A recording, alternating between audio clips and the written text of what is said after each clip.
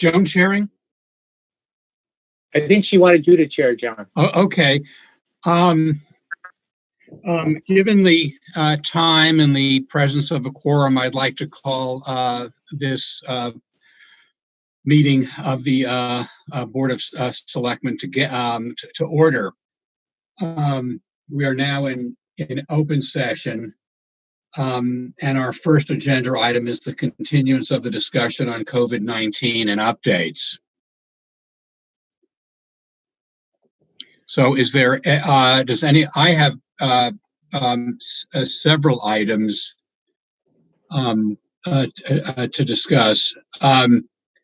We received late last night a memo, an email from resident Steve Long expressing concern that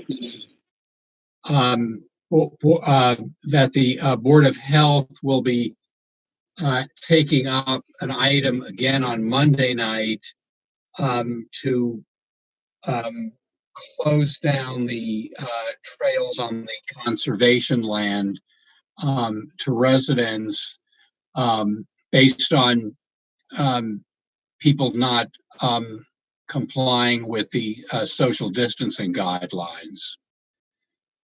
And I think that's something we should discuss as to our thoughts and what we might express to the Board of Health.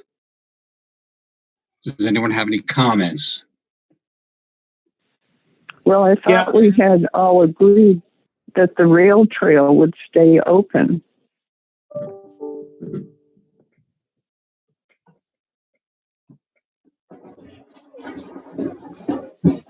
Yeah, we talked about that previously, and I think this board was in an agreement, but it's really the Board of Health's call. And so far, the Board of Health is in agreement as well. There was one member of the board that wanted to close all hiking paths and rail trails yesterday, but the motion there didn't pass. I talked a little bit at that meeting. I am in the conservation lands every day. I don't know about today, but and I went to Nara Park on Wednesday.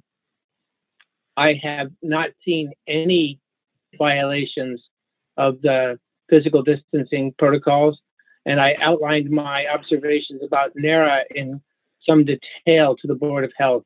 I went there at noontime on Wednesday just to, and I hiked also, or not hike, walked a mile up the bike path then too, and didn't see any observations. Everybody was following the protocols. There were residential groups of people of one or two people, in one case of 3 people, none larger, and they all stayed away from each other.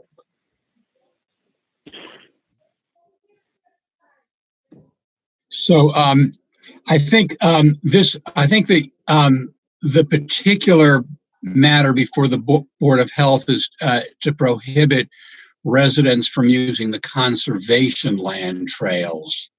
So that's what I was asking for comments on. John, I'd be opposed to closing conservation lands. Yes, maybe it's the Board of Health's call, but I don't see any good purpose for that. There's plenty of room for people to get out of the way. So I'd be in favor of keeping the conservation trails open at this point, and so advising the Board of Health. I agree. Peter? No, I agree also. I've been mostly walking the rail trails, Assabet, and I was on Bruce Freeman the other day. It was very sparse in the middle of the day, but anybody I encountered walking along made sure they stayed at least 6 feet away. I'm very unclear about what the Board of Health is hearing about these violations of the order. Do you have any more details, John, about what they're talking about? It was only from the email that Mr. Long sent us that at least one member of the Board of Health expressed concern that people weren't keeping proper social distancing. I guess they had discussed it, and then there was a motion made to close the conservation trails, of which there was no second to. Yeah. So Okay. they're gonna, Actually, that question was for John Mangiarotti. I mean, they are saying that they've observed, violations of the social distancing order, but they don't get into any details. They mentioned Narrow Park, particularly. John Mangiarotti, are you hearing anything from the rec people or the natural resources people about flagrant violations of the social distancing order on the either the rail trails or the conservation lands? No, not certainly not lately. I think a week or two ago, I think there were some concerns, but I haven't heard any concerns like that. We did do, after the Board of Health met on earlier this week, the natural resources team did a bunch of work to make it less make it harder for people to congregate. They moved all the picnic tables in certain places. They put yellow caution tape around certain places, and they reduced the size of the parking lots at Nara to try to encourage less people to be there. And I think those measures, in addition to posting several signs in several places about social distancing, I think are measures that will help. The weather certainly will help today, and I think I will let you know and the Board of Health know if we hear any complaints. But so far, I haven't had any to my office. Yeah, I noticed that the governor's order closed all the parking lots at all state properties, reservations, parks, conservation lands. So at least the state seems to think that closing the parking lots is helping allow social distancing on their properties.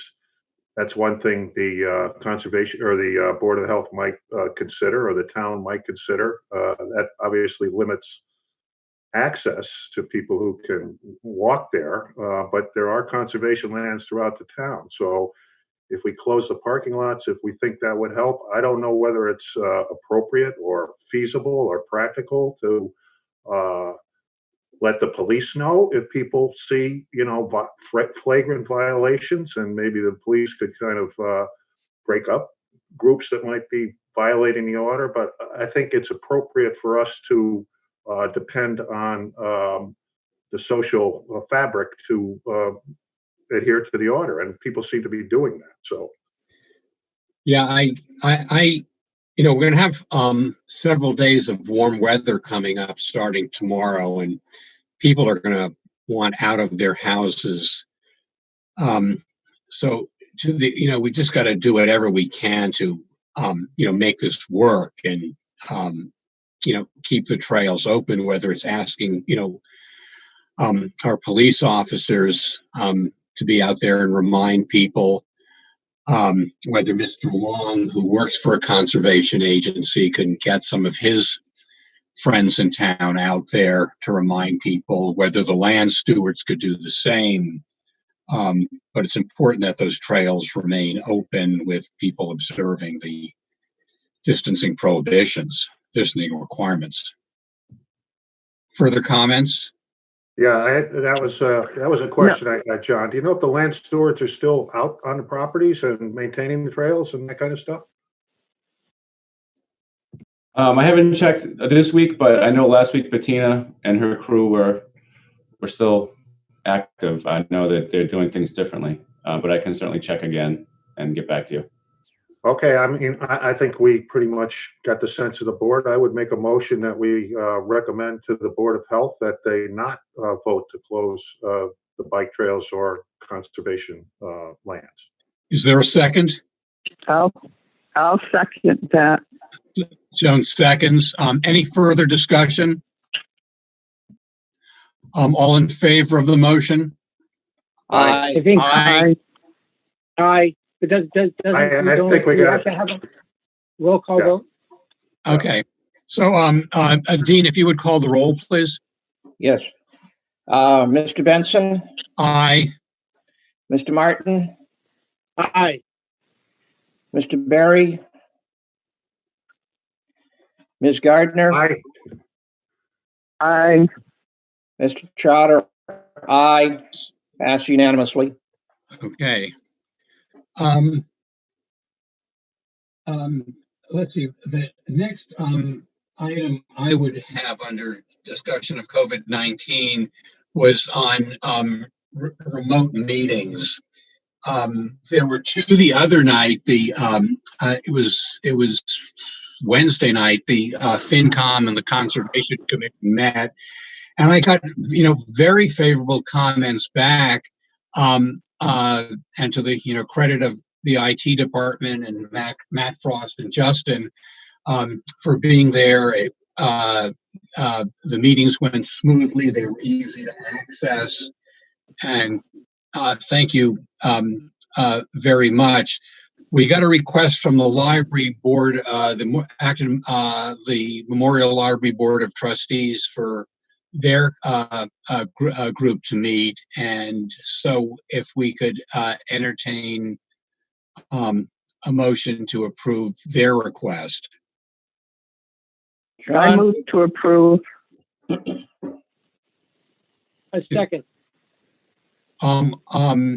So I guess we would have to do this by roll call vote. John, Yeah.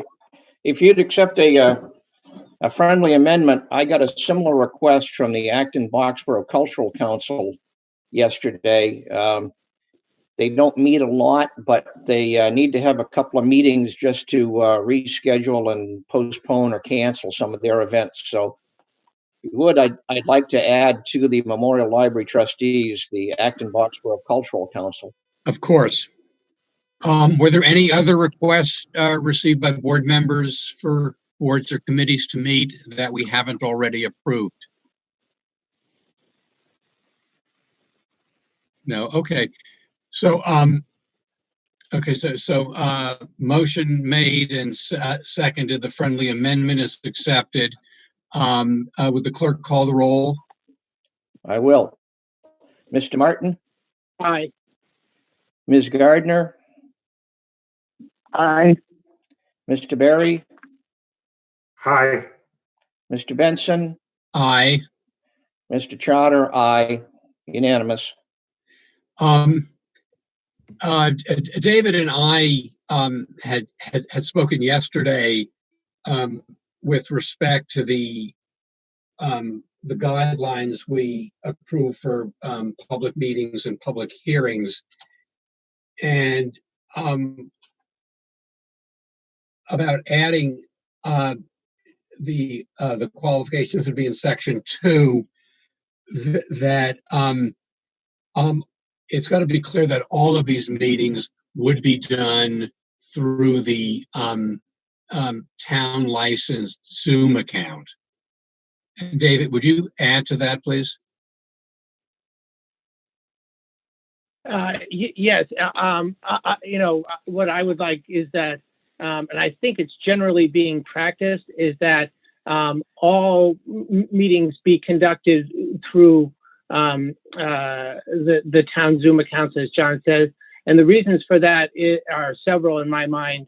One is to make sure that residents can connect to the meetings in a consistent fashion, and that they not have to figure out different systems or different rules each time. Some of the free accounts don't allow complete access. So, for example, a free Zoom account requires a computer. You can't get into it with a phone. A free Zoom account has a limited number of participants, and if the meeting reaches its limit, one might not know that there was another resident that wanted to get on. And some people have suggested that they could just use their work virtual meetings. I remember hearing one person who worked at Fidelity saying, well, I can just use my work account. I just don't think it's good practice for us to spend Fidelity's money. So I would propose and move that we require that all boards and committees that are meeting virtually use the town's Zoom account. Okay, any questions or comments, please?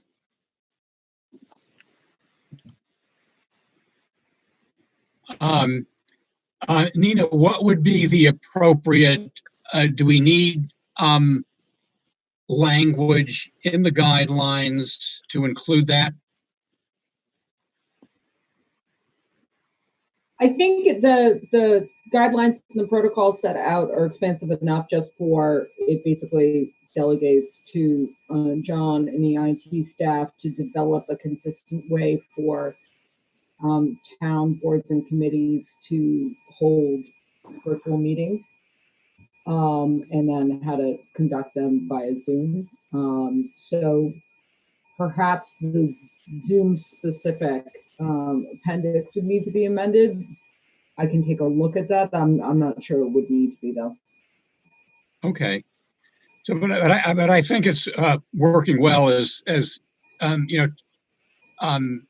John and the IT department, put in a very effective method to hold, remote hearings, and it's not everyone is jumping in at once. And I think that David called it sort of the requests are trickling in, so as not to overwhelm our staff in the system. So that's all very good. So were there any other comments around our continuing discussion and updates on COVID-19? John. So John, I think we have a motion on the floor. I'm sorry. Yes, that's. I think John Mangiarotti has a question or a comment. Hi. Yeah, if just a note as you're talking about the using our licenses, I think it's a good approach. One thing I know the IT folks have suggested to me that if as we roll these out every week, adding more, if we could try to limit them to not having multiple at the same time, that we'd have to coordinate for the first time. So if a first time meeting of the Cultural Council and the library were the same night at the same time, we'd prefer not to have that happen, but we could certainly coordinate that. I just wanted to mention that as a consideration. Is it the preference only to have one remote meeting per night, or could you do more than one per night? That'd be the preference, but I don't think that's going to be a realistic expectation as we get further through this. But initially, I think that would be helpful to do it that way.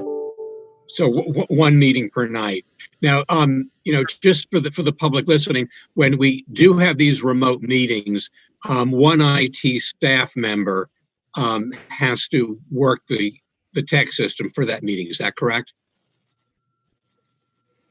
Well, initially, I think for the first meeting, it definitely requires IT staff support to be there. And I think we can set it up and people will be able to do it on their own probably going forward. But for the startup, it's definitely going to be requiring IT resources. Okay. So John, we got to tell the chairs of these committees to contact, I don't know if it's John directly or go directly to Matt Frost in order to get training and set up these meetings. Is that be the best way? And then you could schedule them if based on what your capacity is. Yeah, as long as the board's comfortable with that preference, understanding that there may be times that there needs to be 2 meetings in one night, but if you're comfortable with us making that a preference that we work with the boards and chairs on, then I think that's all we need. Yeah, Matt put out some very good instructions as to how to join the webinar. So that's good. So we should just direct all inquiries to you then. Are you comfortable with that? But yes, for the time being, yep, that'll work out just fine. Okay. Is there a motion on the floor right now? I think we voted on. Yeah, I move that we require all boards and committees to use the town provided web conferencing, and Joan seconded. Okay. Any further discussion? No, I don't have further discussion, but I also thought did we vote on the motion to allow the library and the Cultural Council to meet? I believe we think did, so, yes. Oh, okay. All right. So the motion is to require that they use the town Zoom account. Okay. All boards and committees. That would be, Right. yeah. Okay, Dean, would you call the roll, please?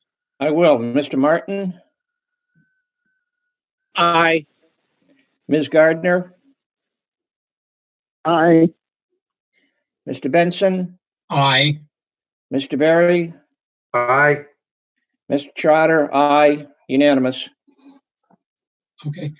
Would there be any other COVID-19 updates and discussion? John? Yes, I sent a memo to the board midday yesterday. Our reserve parking program, the parking lots are empty. People, since the governor made the stay-at-home advisory and the non-essential business closure effective late last month, we've seen no one parking at the lots, and we've getting a lot of questions from reserve parking owners whether there's any relief that the town would provide for them having to pay for spots they can't use.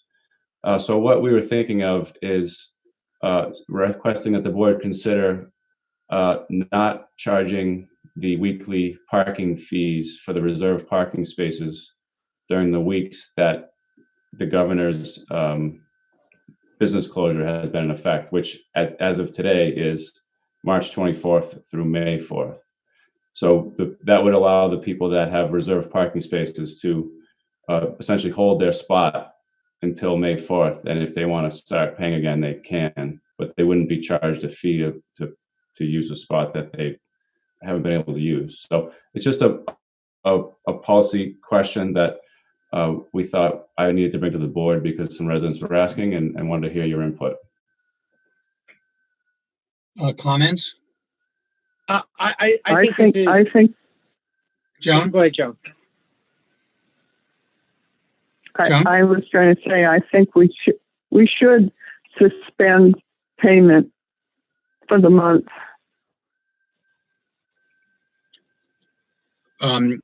From March 24th through May 4th is what Right. you're saying. Okay. Further comments? David? Yeah, I think that it makes sense to, in the wording that John Mangiarotti used, to suspend the reserve space parking fees as long as the governor's business shutdown remains in effect. That way we don't have to extend it again if it goes past May 4th. But I think this makes sense. I spoke with John about this yesterday, and I think that he's prepared for how he wants to do it and everything. So I think it's a good idea. I agree. I'm okay with.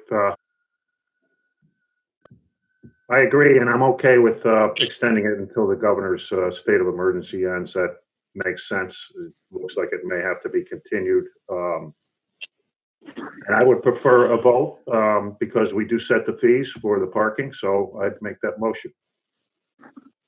Is there a second? Second. David? Yeah, Joan seconded. That's fine. Okay. So any further discussion? Okay. Dean, would you please call the roll? Okay. Mr. Martin, Aye. Ms. Gardner, Aye. Mr. Berry, Aye. Mr. Benson, Aye. Mr. Trotter, aye, unanimous. Okay. Peter? Peter, did you have a comment? I just have something else on this agenda. I don't know. Go ahead, please. Okay. I just wanted. Can you hear me? Yes. Okay. I just wanted to mention that the bill we've been talking about at the state to relieve the towns of a lot of state requirements for different aspects of operations is on the governor's desk. It was a struggle to get both the House and the Senate to agree, but it was engrossed last night and put on the governor's desk. I'm assuming he's been on board all along and will sign it today. It appears like it would allow us to vote to extend the deadline for paying real estate taxes for at least a month. I'm just having gone through it quickly this morning. I'm just, these are my impressions of what I read. So we'll have to get the final word from town council. But it would allow the town to bring back employees who are retired because of age. So Deputy Vanderhoof, and waive the requirements for limits on time and salary. So I think the town would be able to bring back Deputy Vanderhoof without jumping through the hoops we would have had to before. It extends all the deadlines for permit granting until 45 days after the emergency, puts basically all the hearing deadlines and everything on hold.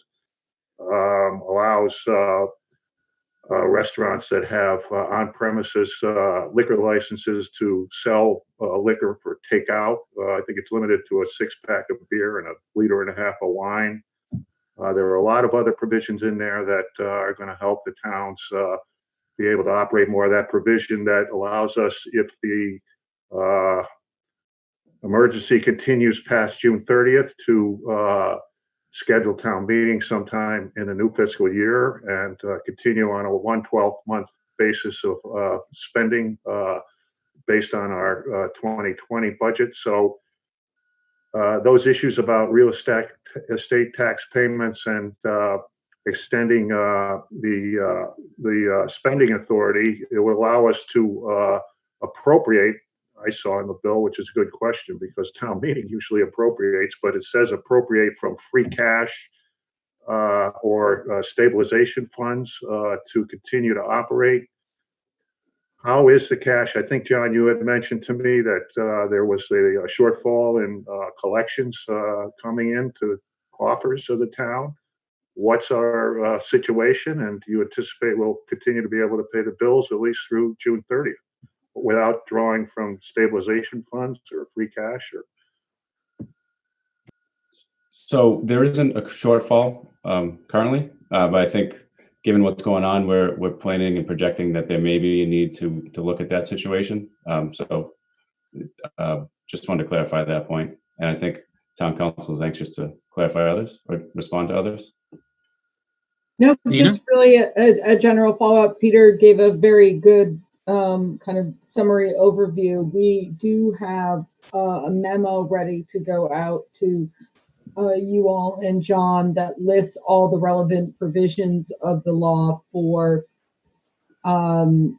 municipalities. So a couple of the ones that are particularly important are obviously the budgeting extensions and the town meeting extensions. The permit tolling, I would point out, does take place automatically by passage of the bill.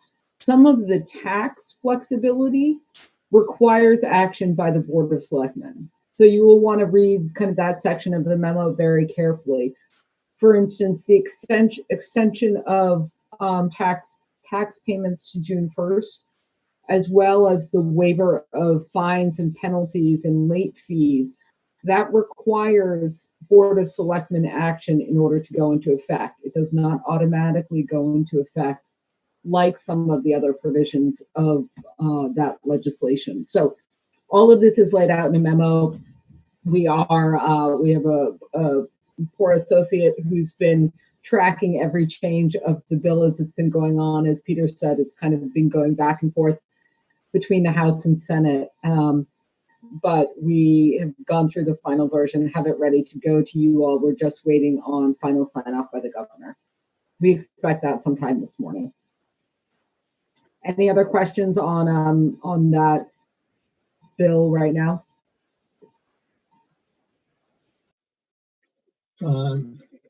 Any questions, comments? Okay. No, Joan?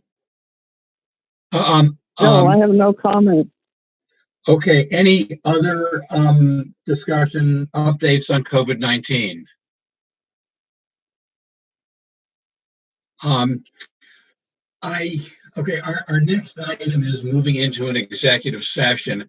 I don't have the formal script that we use to exit open meeting into executive session. So Nina, if you would just direct me, I do have from the agenda, which I can read from, that there will be a need for an executive session. Excuse me, John, Yes. can I just ask you, we do have at least one person here from the public. You want to ask if there are any comments Yes. from the public about the open portion of the meeting? Yeah, I'm sorry. Good one.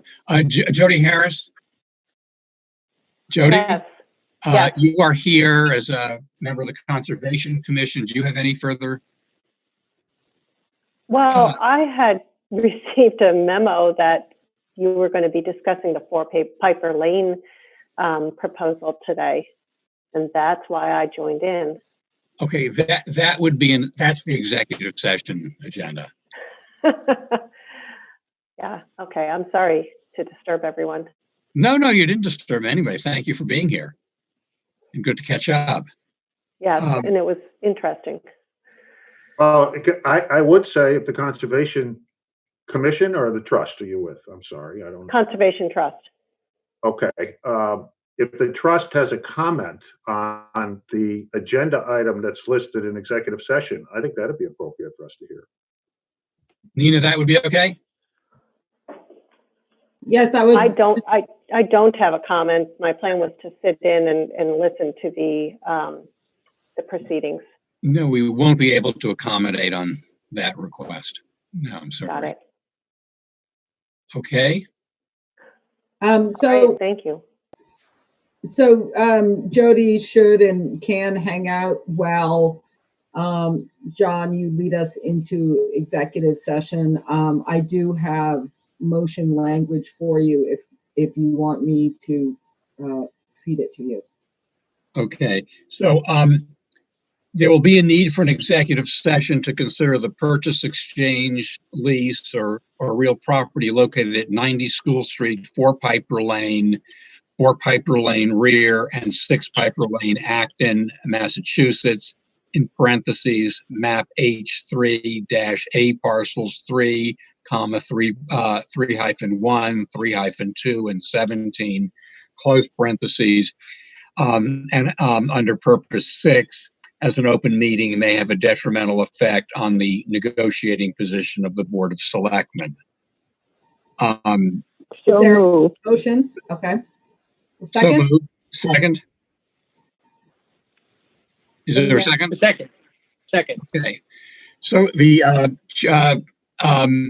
Dean would need to call the roll at this point. Correct. Yes, I will. Mr. Martin, Aye. Ms. Gardner, Aye. Mr. Berry, Aye. Mr. Benson, Aye. Mr. Trotter, aye, unanimous. And then before we go into executive session, John, you as the acting chair should announce whether or not the board will reconvene in open session afterwards. Okay. I take it there will be no need to go back into open session. Is that the consensus of the group? Yes, that's my understanding. Okay.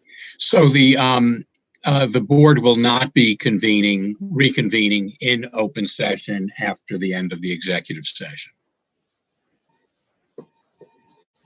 So we are now in executive session, Nina? Yes,